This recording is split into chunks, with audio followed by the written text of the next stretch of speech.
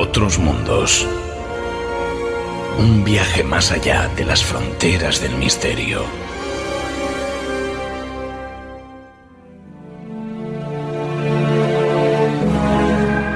El más allá.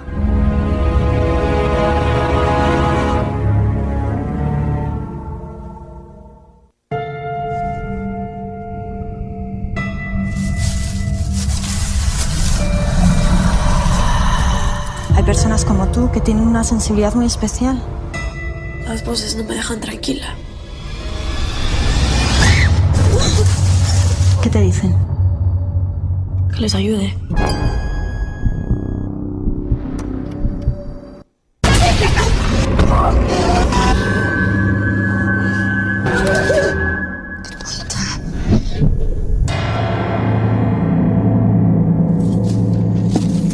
¿Por qué están tapadas las ventanas? Te juro que lo vi. Estaba en la calle mirándome. Creo que me estoy volviendo loca.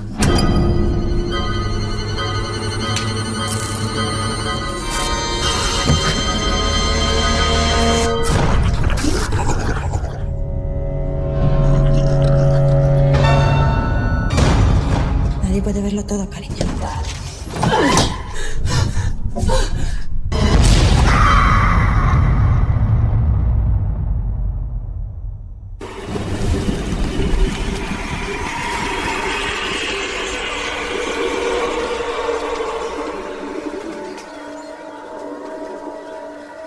Y como me gusta siempre decir, Otros Mundos está sustentado, aparte de esa gran cantidad o numerosas secciones o mundos que tenemos, pero sí es cierto que hay una serie de ramas dentro del misterio que tienen que estar siempre ahí.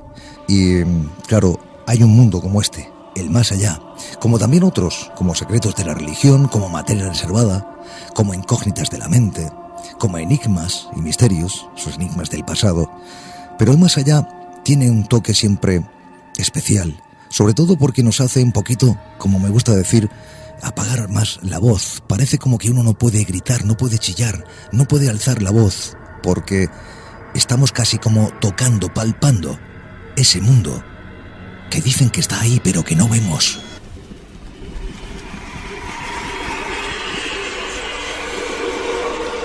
Y en ese mundo viene buceando hace muchos años, muchos, un amigo, una referencia dentro del mundo del misterio, sobre todo en esa transcomunicación instrumental. Claro, cuántas veces lo he presentado y espero que todavía queden muchas más. Y sigue estando ahí, con la misma ilusión y con ganas de saber qué se encuentra al otro lado.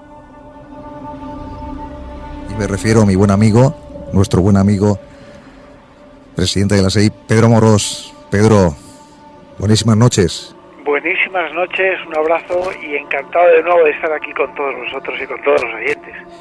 Bueno, plato fuerte siempre cuando hablamos de Casas Encantadas, porque hemos hablado, esta noche vamos a hablar y seguramente seguiremos ahondando en ello, porque como te decía fuera de antena, este es un asunto que primeramente no cesa y que todavía guarda la gran mayoría de los secretos. Por tanto, tenemos que seguir ahondando un poquito más. Bueno, no un poquito, hay que seguir, no un poco ni mucho, sino hay que seguir en ese terreno intentando recabar una información que parece esquiva, ¿no? Que parece que queremos establecer como una especie de contacto con alguien que se encuentra en estos lugares, en esos puntos lúgubres, como son las Casas Encantadas, pero que, bueno, no encontramos quizás ese momento o ese punto concreto para conectar definitivamente con esas, no sé si presuntas o no, porque llegado a este punto, Pedro, no sé si hay que hablar todavía de presuntas, ¿no? Pero fuerzas, las que sean, pero están ahí, ¿no? Claro. Yo creo que, bueno, has hecho una exposición magnífica, como siempre, y desde luego, pues yo creo que introductoria para lo que es un tema apasionante como es el tema de las Casas Encantadas. Yo a lo largo del tiempo, pese a que mi campo de actuación, de investigación, pues sabéis perfectamente que es el tema de la transcomunicación instrumental, de la psicofonía en concreto, y también de la psicoimagen, pero vaya,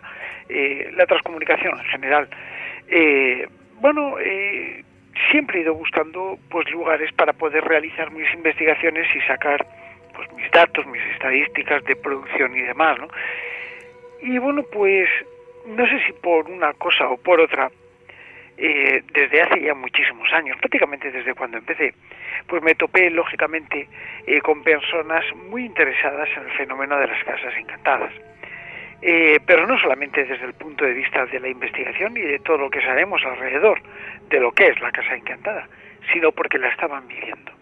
Y es lógicamente, y posiblemente pues todas las personas, los oyentes que bueno, nos estén escuchando y que tengan algún grupo de investigación o estén asociados a algún grupo, pues sabrán perfectamente de lo que hablo.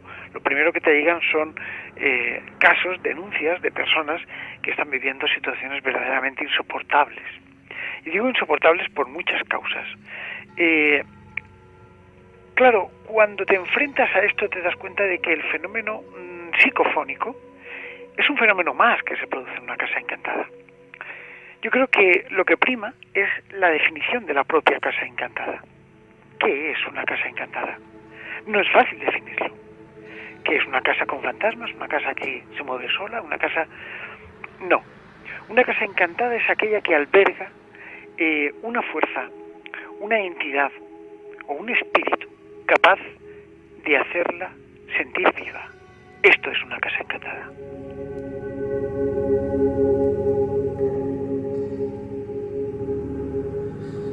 Bueno, seguimos con Pedro Amorós. Vamos a abrir una puerta de un lugar imaginario.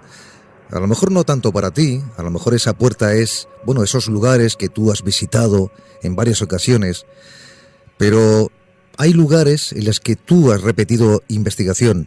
Hay otros lugares, imagino, Pedro, que han sido visitados por primera vez. ¿Esos lugares te siguen llamando la atención? Claro.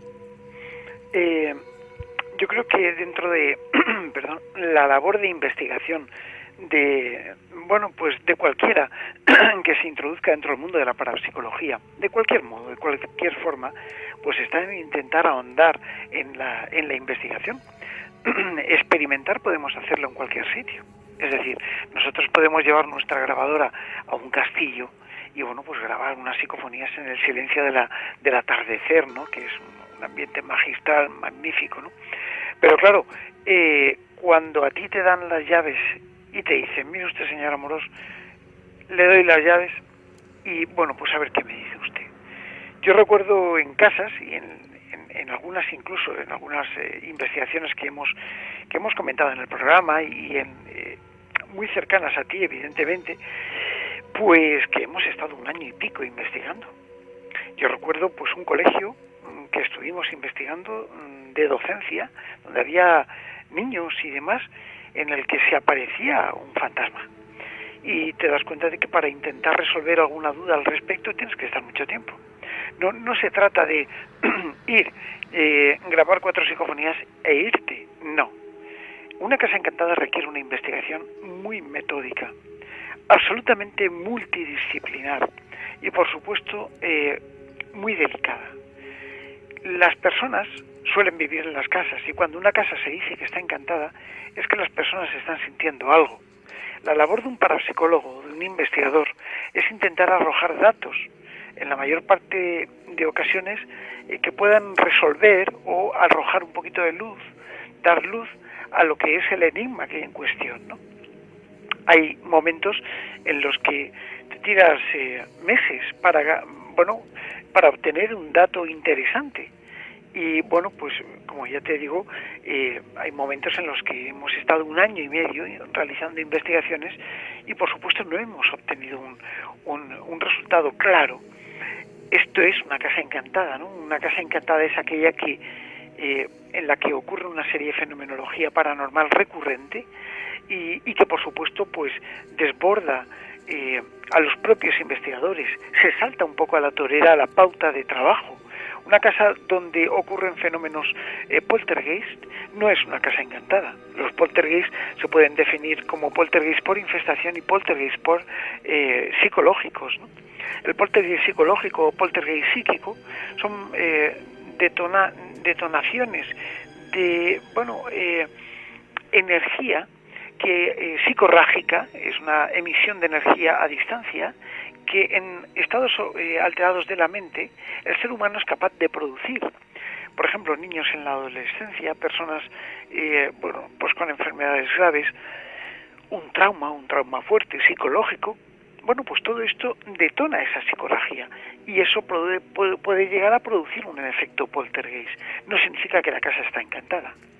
El 2%, solo el 2% de todos los casos que se investigan es una casa encantada por infestación.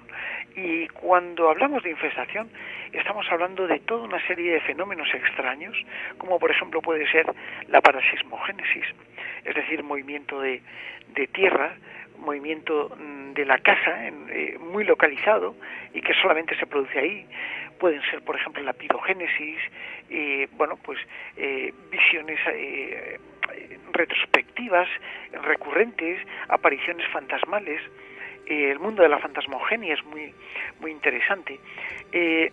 Ya no psicofonías, sino parafonemas o voces paranormales que se producen en un ambiente y que rompen el silencio para estar. Tipología, como por ejemplo el tema de la casa de las hermanas Fox. Teleplastias, como el caso de las caras de Belmez. Y movimientos de objetos incontrolados que no tienen un porqué ni una fuerza. Ya lo decía mi querido amigo y ya fallecido Germán de Argumosa, que decía que el principio ontológico obedece a que no existe efecto sin causa. Si vemos el efecto pero no vemos la causa, tenemos que pensar que la causa se encuentra o que reside en otro estadio dimensional, en otra dimensión. Y esto es una pauta que tenemos que tener los investigadores muy clara, porque al fin y al cabo es lo que viene a arrojar un poquito de luz sobre el fenómeno del encantamiento en una casa, ¿no? Y entonces así, comprobando todos estos fenómenos, es cuando llegamos a la determinación que en efecto esa casa está encantada.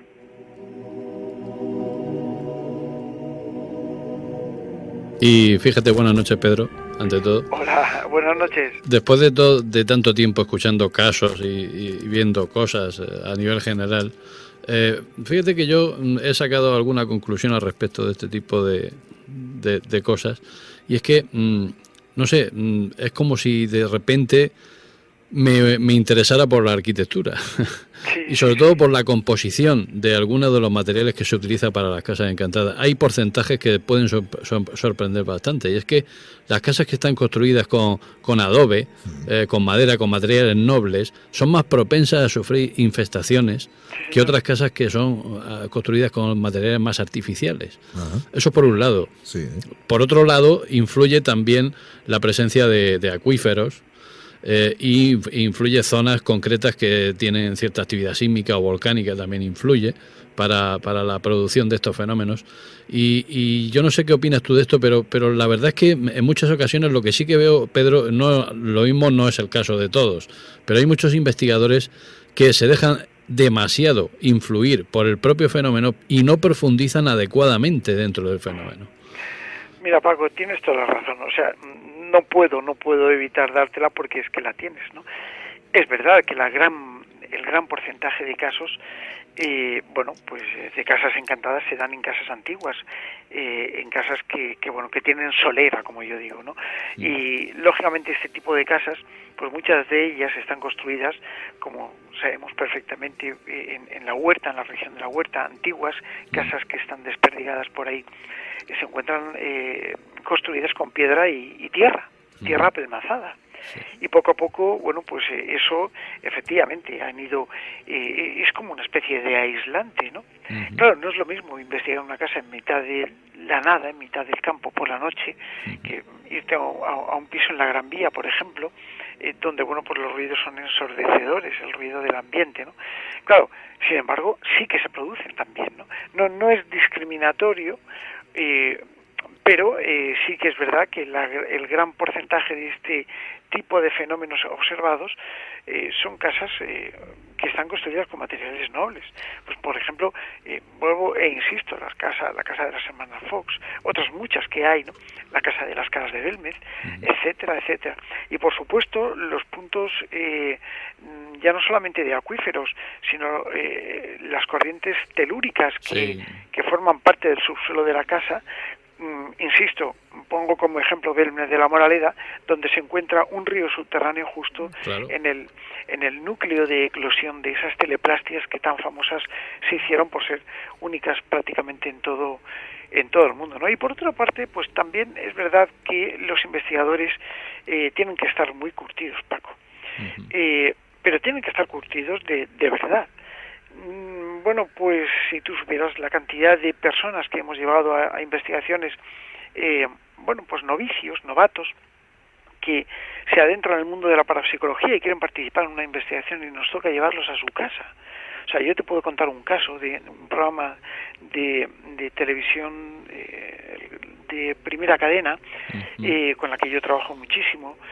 Bueno, era un programa sigue siendo un programa súper visto, muy bueno y tal. Y cuando estuvimos grabando, estábamos preparando el programa, no sé si os acordáis del Colegio de Agost, que hemos hablado en alguna ocasión, de esas psicofonías alucinantes que se obtienen, ¿no? Estábamos el compañero y querido amigo Pedro Fernández y yo, bueno, pues realizando el programa de tele, ¿no? Y sabéis que un programa de tele pues tiene un poco de entrada, montaje, que es lo que se ofrece, ¿no? Sí. Bien, pues el montaje fue fantástico, lo grabamos en mi laboratorio y demás, ¿no? Pero cuando fuimos al colegio, el redactor que era muy valiente, era muy lanzadito, bueno, pues tuvimos que sacarle de allí. En cuanto se grabó una psicofonía que recuerdo que era periodistas fuera de aquí, bueno, este chico se puso blanco y tuvimos que sacarlo del lugar, literalmente. Y se fue, mientras que nosotros terminábamos la grabación, se fue a un pub, un barecito que había abierto en aquella zona, en aquel tiempo, en aquellas horas, pues en un pueblo cercano. Y bueno, pues tuvimos que terminar el cámara, Pedro Fernández y yo, el vídeo, porque no podía estar allí. O sea, todo lo que tú vas de valiente en un momento dado, pues pierdes la objetividad como investigador y te conviertes en testigo. Esto ocurre. Y a mí me ha ocurrido en alguna ocasión, por ejemplo, cuando en Belmez de la Moraleda empezamos a ver una silla que se movía delante de nosotros. Sí. Pues efectivamente nos quedamos paralizados. Era Luis Mariano Fernández, Pedro Fernández y yo. Nos quedamos paralizados.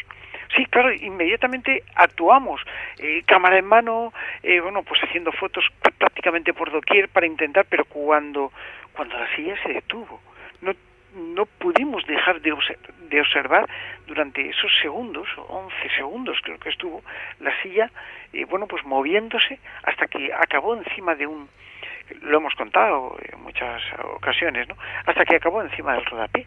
Con lo cual, la objetividad del investigador se puede llegar a perder en el momento de eclosión del fenómeno. Y por supuesto hay que estar muy curtido para ello. Bueno, y además yo te voy a comentar una cosa.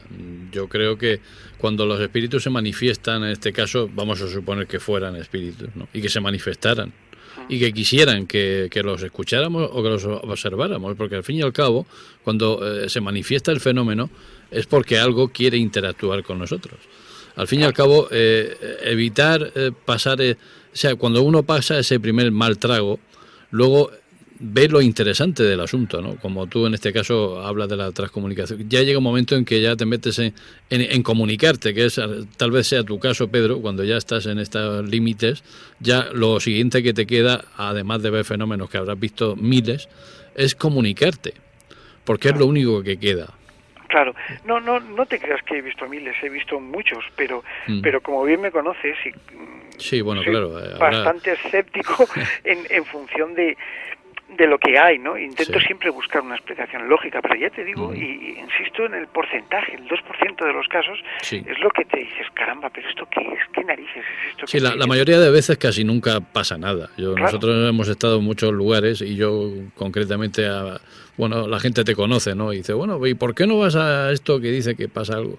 Y siempre sale el momento de ir a alguna casa, ¿no? A ver algo. Entonces, uno cuando entra, parece que como si de repente dijera, joder, pues si todas las noches a las 10 de la noche pasa esto, y luego entras y no pasa nada, ¿no?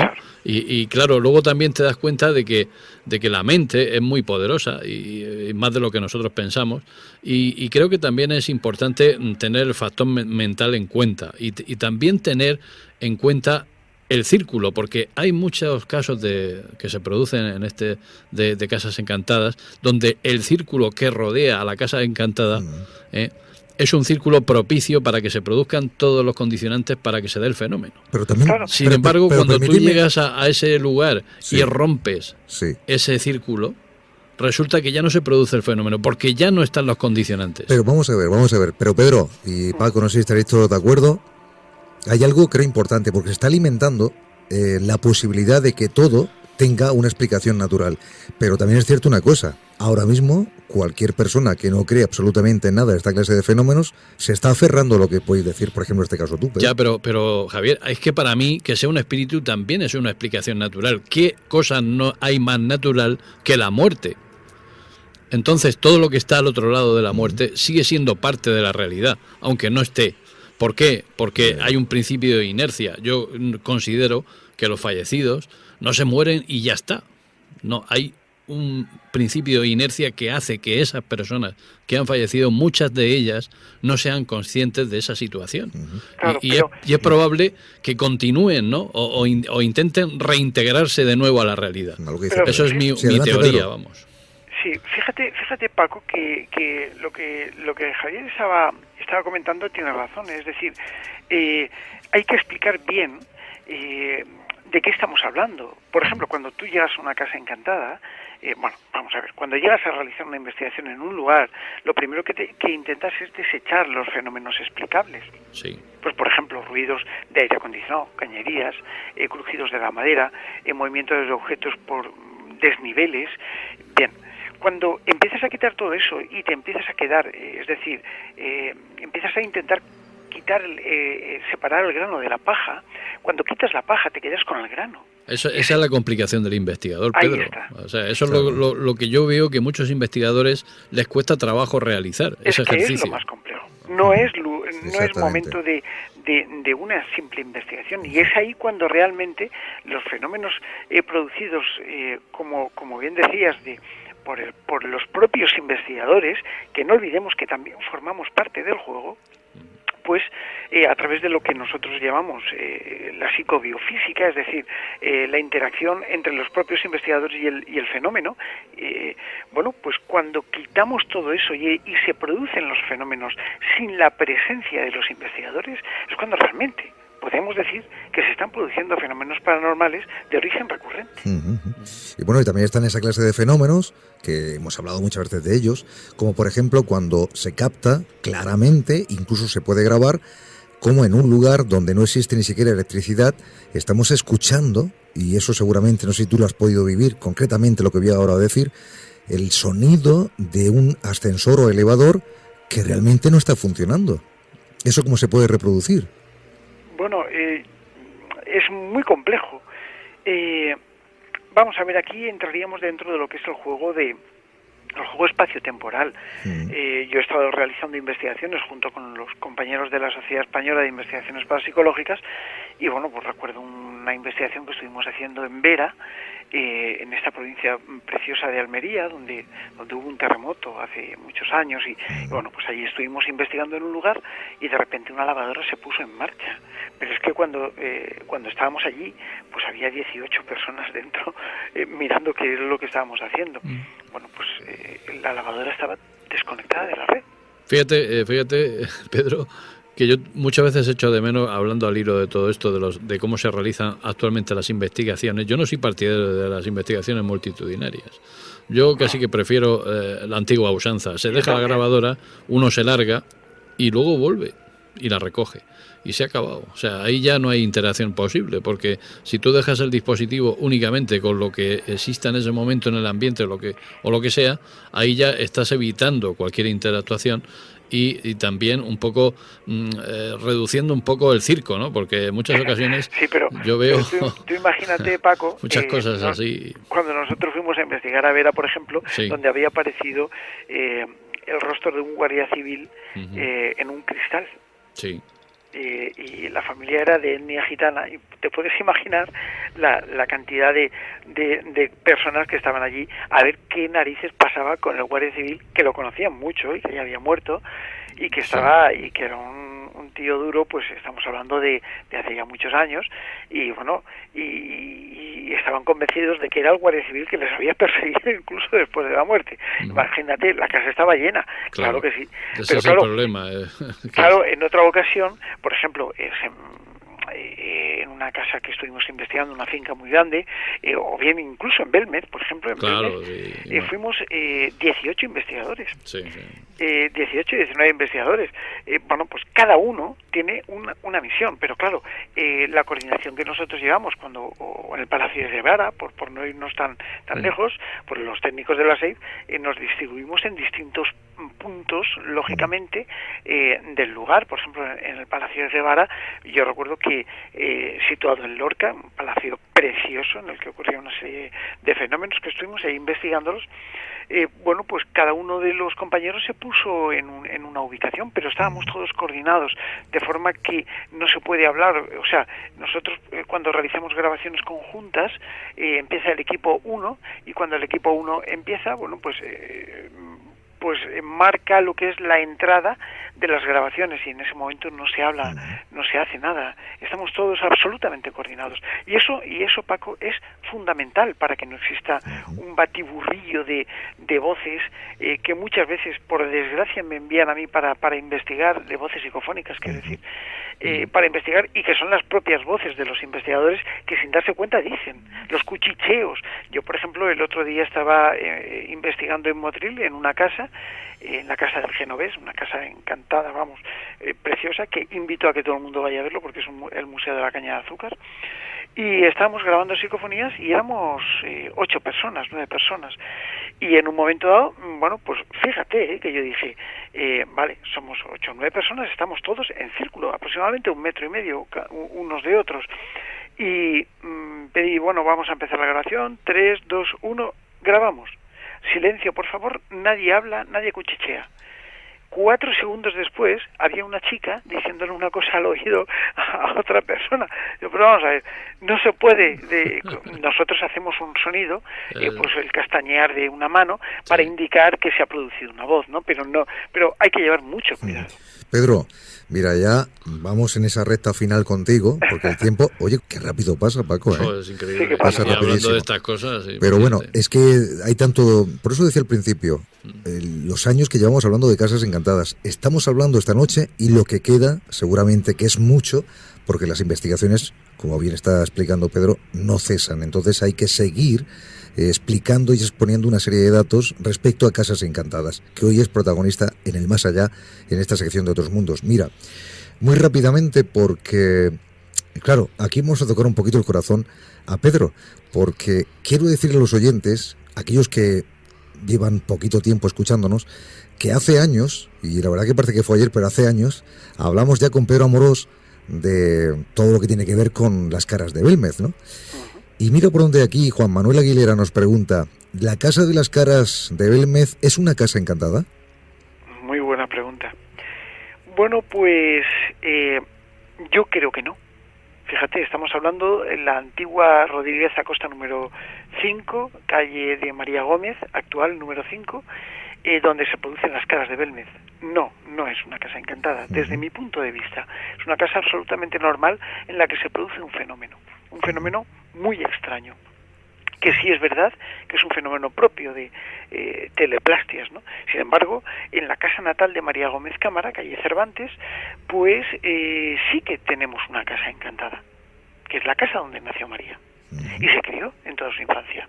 Hay que distinguir los dos puntos. Fíjate que allí, bueno, sí que se produjeron una serie de teleplastias súper extrañas, con variantes y determinadas formaciones distintas a las caras originales, pero bueno, también ocurrió una serie de fenomenología, ¿no?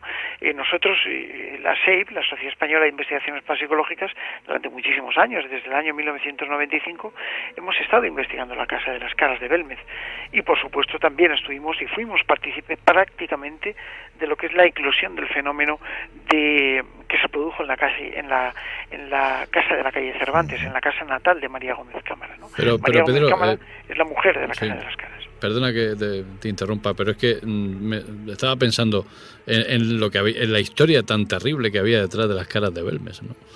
Sí. Y sin embargo, este asunto no se solucionó del todo, ¿no? No, del todo no se ha solucionado nada. Claro, de hecho, y eso es lo peor del caso. Yo sé lo que va a pasar, ¿eh? Sí. Estás abriendo la caja, ya lo he dicho antes, y al final lo muevo demasiado.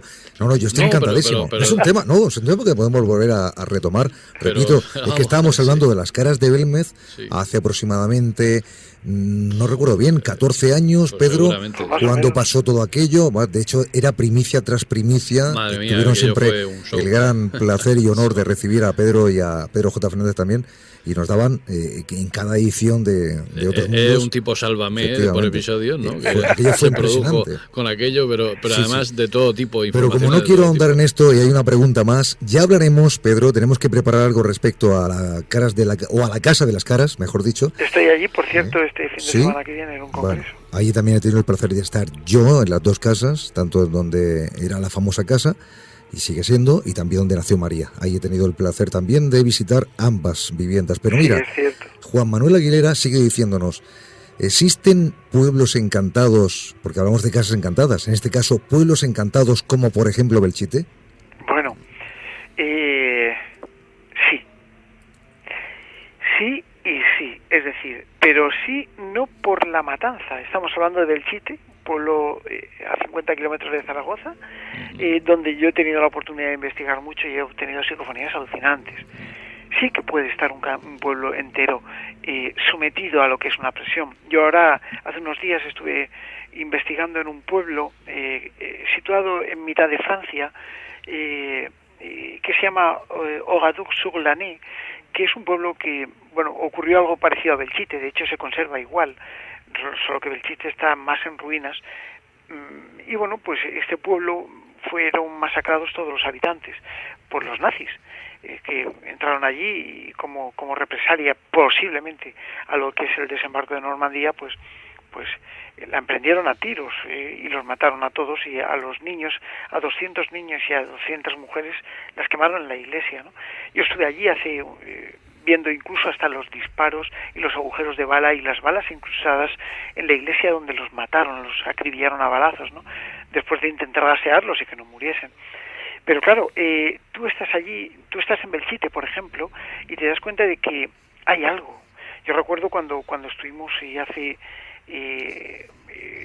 en una ocasión, y además Guillermo del Toro estaba grabando ahí una película que era El laberinto del fauno, y bueno, pues tenía los aparatos esos para subir y demás, para hacer tomas aéreas, que es como empieza la película, con esos aparatos. Bueno, pues recuerdo que desde arriba, cuando lo veíamos, aquello era impresionante. O sea, notas la presión. Cuando entras por la calle del pueblo, notas la presión. Yo estuve en este pueblo francés, en Oradour-sur-Lanay, y bueno, te puedo decir que sí, muy bonito, muy bien cuidado y tal. Te trasladas a aquella época, es evidente, no puedes evitarlo, pero no notas esa presión. Con lo cual sí que es posible que algunos lugares de este tipo, incluso un pueblo entero, puede llegar a estar encantado. Mira, a mí me sucedió eso mismo, me sucedió ya para terminar, en Père-Lachaise, en Francia también. Me sucedió exactamente igual. Además, de hecho, fíjate, Pedro, que fue una experiencia increíble porque fui totalmente fuera de temporada, en noviembre, y hacía un día de esos de París plomizo, ¿no? De esos que hacen allí típicos. Fuimos cerca de las 2 de la tarde y es que no había nadie. O sea, la experiencia de pasear por ese pedazo de cementerio de unos 40 kilómetros cuadrados, que tremendo, solo por esas tumbas, ¿no? Deambular por ahí solo, totalmente solo, no había nadie. Ya te digo. Bueno, Eso es que fue estamos hablando de una experiencia uno de los- fuera de lo normal. Y ya te digo que sí, que efectivamente esa sensación de la presión que habla Pedro y de sentirse observado en algunas ocasiones es cierta. Y sobre todo por las caras. Yo he estado ahí grabando psicofonías y estamos hablando de uno de los cementerios más preciosos del mundo. Sí, es impresionante. Que se encuentra en París, el cementerio de Père Lachaise, y donde además está enterrado Hipólito León Denis, que es Allan Kardec. En pocas palabras, ¿no? Sí. Champollion también. Efectivamente, bueno, hay muchísimos hay un montón ilustres de personalidades. Digo esto sobre todo porque es el padre del espiritismo, ¿no? Sí, claro, Allan Kardec. Y además que, bueno, pues que vas a ver tumbas conocidas y la de Allan Kardec siempre tiene flores. Sí. Estupendo, Pedro. Bueno, ya te voy a terminar, no con preguntas, sino un comentario que nos hace nuestra compañera Claudia Madrid Moctezuma. Dice, respecto a lo que estáis comentando, Pedro, Paco y Javier, creo que la clave respecto a lo que hay tras la muerte está en la conciencia.